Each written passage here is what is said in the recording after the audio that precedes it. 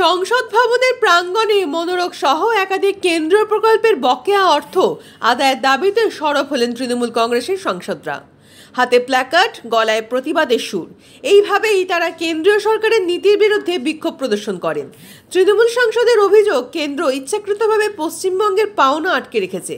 তাদের দাবি, মনোরোগ, গৃহ নির্মাণ প্রকল্প এবং বিভিন্ন সামাজিক নিরাপত্তা প্রকল্পের বাবদ পশ্চিমবঙ্গে প্রায় 2 লক্ষ কোটি টাকা কেন্দ্রের কাছে বকেয়া পড়ে রয়েছে।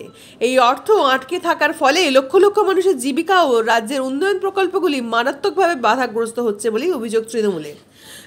বিক্ষোভরত সাংসদরা জানান, কেন্দ্র রাজ্য সম্পর্কে মৌলিক নীতিকে উপেক্ষা করে কেন্দ্রীয় সরকার রাজনৈতিক প্রতিহিংসা চরিতার্থ করতে অর্থ বরাদ্দে অবরোধ সৃষ্টি করছে। তাদের কথায় এটি শুধু অর্থ আটকে রাখা নয়, মানুষের অধিকার কেড়ে নেওয়া। প্রতিবাদের মাধ্যমে তৃণমূল সাংসদরা কেন্দ্রের কাছে অবিলম্বে বকেয়া অর্থ মুক্তি দেওয়ার দাবি জানান এবং পরিষ্কার করে দেন যে বাংলার অধিকারের দাবিতে তাদের আন্দোলন আরও তীব্র হবে।